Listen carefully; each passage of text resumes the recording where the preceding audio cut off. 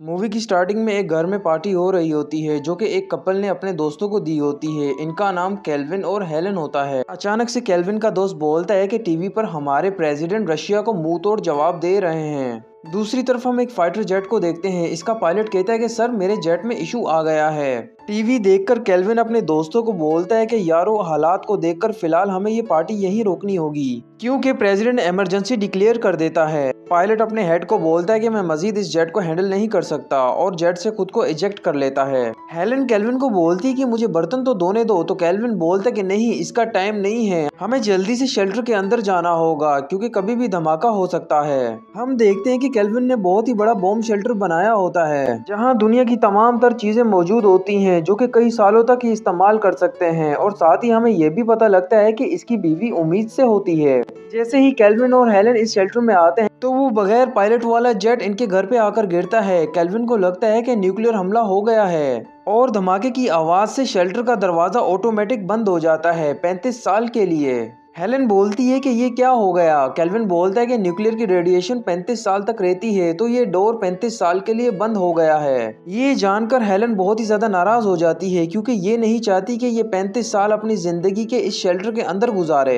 Shelter के ऊपर हम देखते हैं कि इनका घर मुकम्मल तौर से तबाह हो चुका होता है और नीचे हेलन बहुत ही ज्यादा मायूस होती है तो केल्विन इसको हिम्मत देता है। इस तरह इनको कई दिन गुजर जाते हैं यहाँ और इनका एक प्यारा सा बेटा पैदा होता है जिसका नाम ये लोग एडम रखते हैं। इस तरह शेल्टर में इनके दिन गुजरते जाते हैं और इनका बेटा चलने लगता है और शेल्टर के ऊपर हम देखते हैं कि एक ड्रिंक शॉप बनने लगती है। केल्विन अपने बेटे को खुद पढ़ाता है, वो भी बहुत ही अच्छे से, और दुनिया की तमाम तर चीजें इसको बताने लगता है। केल्विन और हेलन एक ही प्रोग्राम बार बार देखते हैं जिससे हेलन तंग आने लगती है। मजीद इसी तरह कुछ और साल गुजर जाते हैं। केल्विन अपने बेटे को बॉक्सिंग भी सिखाता है और हेलन अपने बेटे को बहुत ही अच्छा सा डांस। इनकी शेल्टर के ऊपर जो ड्रिंक शॉप बनी होती है इसकी मालकन अपने बेटे को कहती है कि क्या अजीब सा म्यूजिक लगा दिया है तुमने, और पहले वाला जमाना अच्छा था। हम एडम को देखते हैं जो कि और बड़ा हो जाता है। केल्विन अपने बेटे को बहुत ही नायाब से काट देता है और इसके साथ कुछ शेयर्स भी देता है। ड्रिंक शॉप का माहौल बहुत ही बदल चुका होता है तो ये अपने बेटे को बोलती है कि तुम ही इस शॉप को संभालो, मैं जा रही हूँ यहाँ से। इसी तरह कुछ और साल गुजर जाते हैं। एडम पूरी तरह जवान हो चुका होता है। इसकी 33वीं बर्थडे पर इसकी मॉम गिफ्ट के तौर पर एक नाइट कोट देती है जो कि अजीब सा होता है और इसके साथ ही इसका डैड एक रोलर स्केट देता है जो कि बहुत ही अजीब होते हैं। हेलन अपने बेटे को बोलती है कि बताओ तुमने क्या विश मांगी है। ये बोलता है कि बस एक अच्छी सी लड़की से मुलाकात। तो हेलन बोलती है ये तो अच्छी बात है और वैसे भी तुम्हें बहुत ही प्यारी सी लड़की मिलेगी। और केल्विन भी बोलता है कि वैसे हम 2 साल के बाद यहाँ से निकल जाएंगे मगर मैं इस जगह को बहुत ही ज्यादा मिस करूंगा। ये सुनकर हेलन बहुत ही ज्यादा शॉक हो जाती है। 2 साल बाद सुबह सुबह गेट का लॉक खुल जाता है। ये लोग जल्दी से उठकर देखते हैं और गेट को खोलते हैं। केल्विन चेक करता है कि लिफ्ट अभी भी काम कर रही है। हेलन बोलती कि चलो चलते हैं, लेकिन केल्विन बोलता कि नहीं, हमें रात तक का वेट करना चाहिए। ऊपर ड्रिंक शॉप की हालत बहुत ही खराब होती है, मतलब ये शॉप पूरी तरह बंद हो चुकी होती है और इसका मालिक जिसका नाम मिस्टर सोडा होता है वो मुकम्मल तौर पर चर्सी बन चुका होता है। रात में अचानक से केल्विन लिफ्ट के फर्श को तोड़कर ऊपर आता है। ये देखकर मिस्टर सोडा डर जाता है। केल्विन इसको बोलता है कि मैं अमन और शांति चाहता हूँ। ये सुनकर मिस्टर सोडा बेहोश हो जाता है। इसके बाद केल्विन को पता लगता है कि इसका घर तो मुकम्मल तौर पर तबाह हो चुका है। तो ये मजीद यहाँ से आगे जाता है तो इसको एक गे लड़का मिलता है। केल्विन इसको कहते हैं कि तुम धमाके में कैसे बच गए। तो गे इसको बोलता है कि मैं कई चीजों से बच गया हूँ और इस आदमी को जीने के लिए कुछ ना कुछ तो करना ही होगा। और ये केल्विन को अजीब सी ऑफर करता है। ये देखकर केल्विन डर जाता है और यहाँ से आगे बढ़ जाता है। आगे केल्विन एक आदमी को देखता है जो बाहर से निकलकर उल्टी करता है और कुछ बदमाश लड़के इसको गन दिखाते हैं। केल्विन बहुत ही डर जाता है और ये जल्दी से अपने शेल्टर में आ जाता है। एडम और हेलन को बताता है कि ऊपर के हालात बहुत ही खराब हैं, कोई भी किसी का लिहाज नहीं कर रहा। और हाँ, ऊपर तो कुछ लोग ऐसे हैं जो लड़की भी हैं और लड़के भी। और इसके साथ ही केल्विन बोलता है कि अब हम नीचे ही रहेंगे, ऊपर हम नहीं जाएंगे। मगर इस बात पर हेलन राजी नहीं होती और इन दोनों की बहस शुरू हो जाती है। इसी बहस के दौरान केल्विन को हार्ट अटैक आता है तो एडम और हेलन जल्दी से केल्विन का ट्रीटमेंट करने लगते हैं मगर इनके पास मेडिसिन और सामान कम हो जाता है। हेलन एडम को कहती है कि तुम ऊपर जाओ और कुछ मेडिसिन का सामान लेकर आओ। और इसके साथ दूसरा सामान भी लेकर आना होगा। और हाँ, बस तुम ऊपर के लोगों से बच कर रहना। और ये एडम को सामान के लिए पैसे देती है जो पुराने नोट होते हैं। जाते हुए केल्विन अपने बेटे को बोलता है कि अगर तुम्हें ऊपर सेहतमंद लड़की मिले तो उसको अपने साथ जरूर लेकर आना।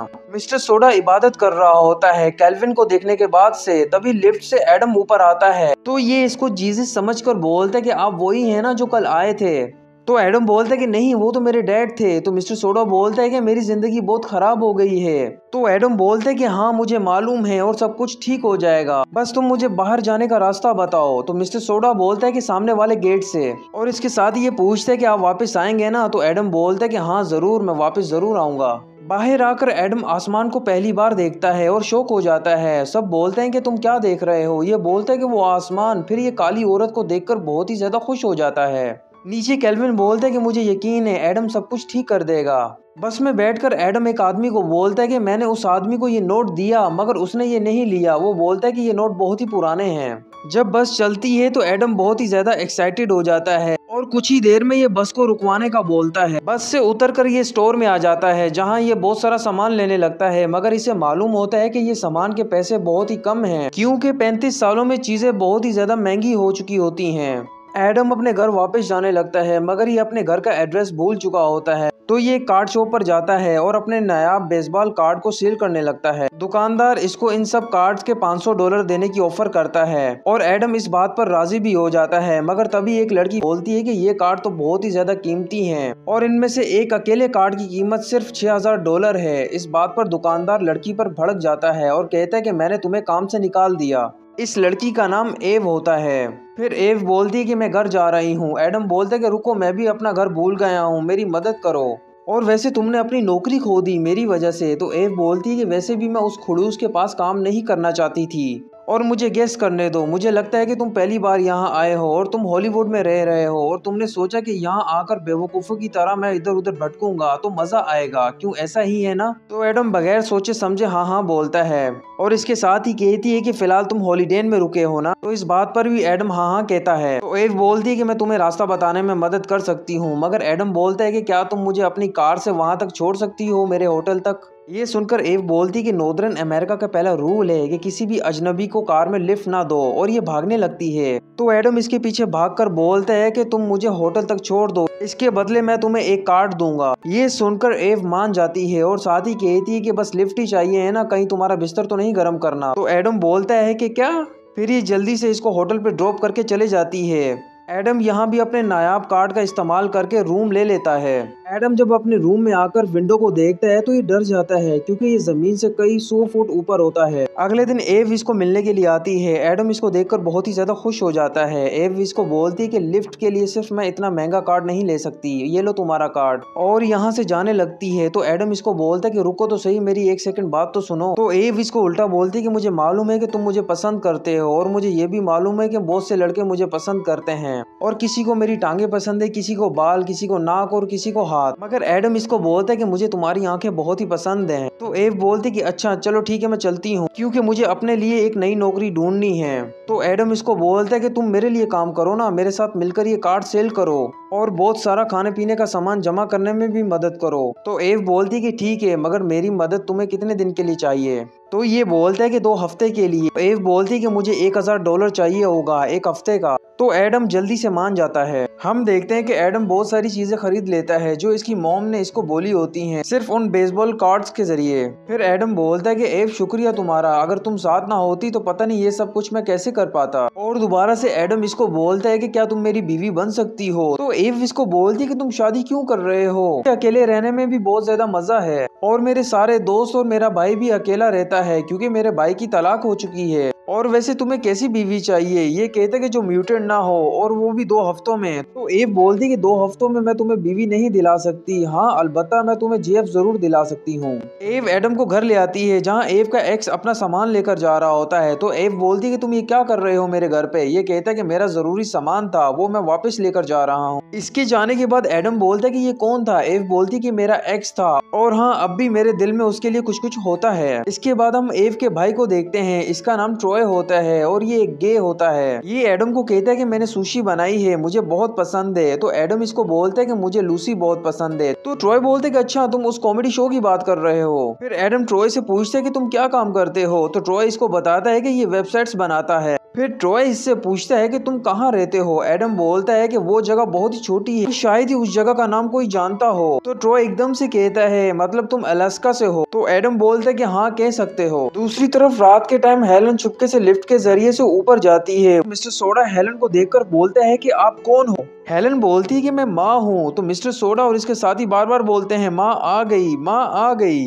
ये देखकर हेलन डर के मारे दोबारा से नीचे चले जाती है। दोबारा से एडम को देखते हैं जो बारिश में नहा रहा होता है। तो एव जल्दी से इसके पास आकर बोलती है कि आज रात तुम्हारे लिए बीवी देखने के लिए जाना है, तुम रेडी हो जाओ। एव इसको बोलती कि वैसे बीवी ढूंढना जरूरी है क्या तुम्हारे लिए, तुम जीएफ भी ढूंढ सकते हो। तो एडम बोलता है कि ठीक है तुम जीएफ ढूंढ कर दे दो और इसके बदले मैं तुम्हें अपने सारे कार्ड्स दे दूंगा। एव गुस्सा करती है, कहती है कि तुम मुझे खरीद नहीं सकते। मगर एडम इसको गले लगाकर बोलता है कि नहीं ऐसा नहीं है, तुम तो मेरी दोस्त हो, मैं बस तुम्हारी हेल्प कर रहा हूँ। एडम और एव और इसका भाई क्लब में आ जाते हैं जहाँ एडम को एक लड़की देखकर इस पर फिदा हो जाती है। इस लड़की का नाम सूफी होता है और ये लड़की एव की दोस्त भी होती है। ये एडम के साथ बहुत ही ज्यादा फ्री हो जाती है। एव ये देखकर बहुत ही ज्यादा जेलस हो जाती है और बोलती कि चलो दूसरी औरत देखते हैं। फिर एडम एक लड़की को देखकर बोलते है कि वो लड़की कैसी है। तो एव इसको भी देखकर बोलती कि नहीं ये भी अच्छी नहीं है। मगर ट्रॉय इसको एक लड़की देखकर बोलता है कि हाँ वो लड़की प्यारी है एडम तुम्हारे लिए। तो एडम ट्रॉय को बोलते है कि मैं उसको क्या बोलूंगा। तो एव बोलते कि कुछ भी बोलो, भले झूठ बोलो उसके साथ। ट्रॉय भी कहते कि हाँ हाँ बिल्कुल ऐसा ही करो। एडम उस लड़की के पास जाता है और इस लड़की को और इसकी दोस्त दोनों को इम्प्रेस कर लेता है और दोनों के साथ कमाल का डांस करता है। ये देखकर एव भी बहुत ही कमाल की जेलस हो जाती है क्योंकि एव भी दिल ही दिल में एडम को पसंद करने लगती है।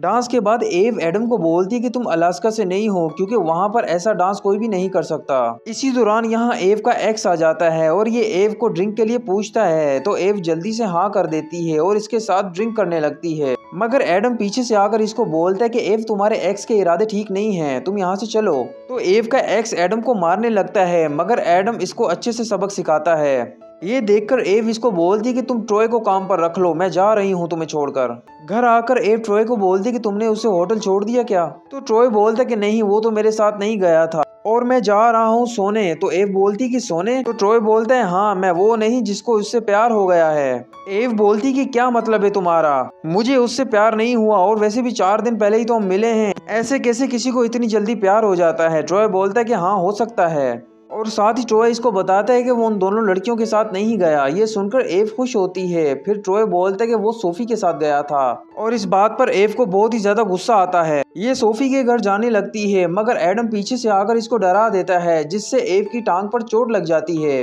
एडम इसको बोलता है कि रुको मैं देखता हूँ, मुझे फर्स्ट एड के बारे में सब मालूम है। दवाई लगाते हुए एव इससे पूछती है कि तुम सोफी के घर गए थे क्या। तो एडम बोलता है कि हाँ मैं वहाँ गया था और उसने मेरी अच्छी से मेहमान नवाजी भी की पर मुझे वहाँ अच्छा नहीं लगा तो सीधा मैं टैक्सी लेकर तुम्हारे घर आ गया। फिर एव इससे पूछती है कि तुम कभी किसी के साथ सोए हो। तो एडम बोलता है कि कभी भी नहीं। ये सुनकर एव बोलती कि भला ये क्या बकवास है। तो एडम इसको अपने बॉम्ब शेल्टर के बारे में सब बता देता है और कहता है कि मेरे डैड ने बोला था अगर कोई सेहतमंद लड़की तुम्हें मिले तो उसे अपने साथ ले आना और तुम बिल्कुल ऐसी ही हो। ये सुनकर एव डर जाती है और एडम को घर जाने का बोलती है।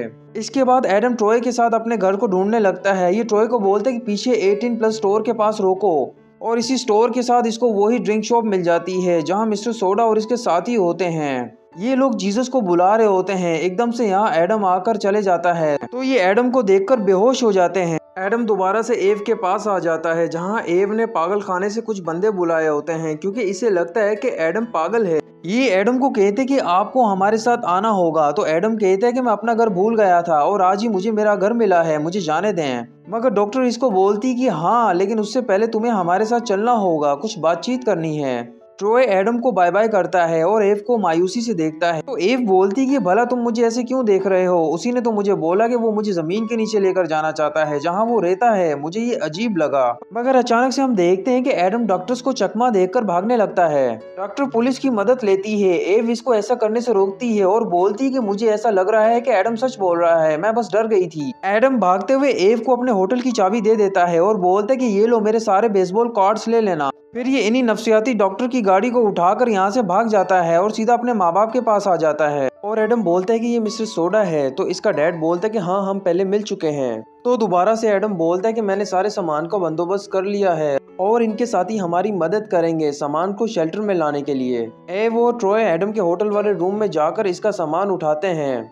तो ट्रॉय बोलता है कि ये देखो मुझे बहुत ही पुराने शेयर्स मिले हैं। दूसरी तरफ एडम बोलता है कि जल्दी करो। तो मिस्टर सोडा अपने साथियों को बोलता है कि बेटे ने आदेश दिया है जल्दी करो काम। ट्रॉय इन शेयर्स की वैल्यू को मालूम करता है तो इनको पता लगता है कि इन शेयर्स की वैल्यू तो लाखों डॉलर्स में है। और इसके साथ ही ट्रॉय को याद आता है कि एडम का घर तो उस 18+ स्टोर के पास है। तो ये दोनों जल्दी से वहां पर जाते हैं मगर इनको वहां एडम नहीं मिलता। तो ये दोनों मायूस हो जाते हैं। पर तभी एव की नजर एडम पर जाती है तो ये कार से उतरकर एडम को आवाज लगाती है। नीचे हम शेल्टर में केल्विन को देखते हैं। ये लोग को 10 साल के लिए सेट कर रहा होता है क्योंकि इनको लगता है कि ऊपर अभी भी रेडिएशन से लोगों का दिमाग खराब है। मगर तभी एडम एव के साथ नीचे आता है और अपने पेरेंट्स को बोलता है कि मुझे और एव को जाना होगा, आप लोग बस इस लोग को 2 महीने के लिए सेट कर दो। तो ये दोनों मान जाते हैं मगर हेलन एडम को बोलती कि थोड़ा रुकने तो दो एव को, मैं उसे जानना चाहती हूँ। ये सब मिलकर एक साथ डिनर करते हैं। एव बोलती है कि तुम्हारे पेरेंट्स तो बहुत ही ज्यादा अच्छे हैं और इसके साथ हेलन को एव भी बहुत ही अच्छी लगती है। इसके बाद एव बताती है कि एडम ने सारे शेयर्स को सेल करके शहर से दूर अच्छी सी जगह खरीदता है। और मिस्टर सोडा को एव ने बताया कि हेलन और केल्विन कोई खुदा नहीं है और एडम ने इसकी शॉप को दोबारा से रीबिल्ड करवाया। एडम अपने पेरेंट्स को उसी जगह पर ले आता है जो इसने खरीदी होती है और इस जगह इसने बहुत ही प्यारा घर बनाया होता है। और एडम को पता लग जाता है कि 35 साल पहले कोई न्यूक्लियर अटैक नहीं हुआ था, बस एक प्लेन क्रैश हुआ था इनके घर के ऊपर। एडम इस बात का जिक्र अपने डैड से भी करता है तो केल्विन को हंसी आती है और बोलता है कि एडम प्लीज इस बात को तुम अपनी मॉम के साथ शेयर मत करना, उनको बहुत ही ज्यादा गुस्सा आएगा। मूवी के एंड पर हम केल्विन को दोबारा देखते हैं जो कि बॉम्ब शेल्टर बनाने के लिए जगह की नापतोल कर रहा होता है।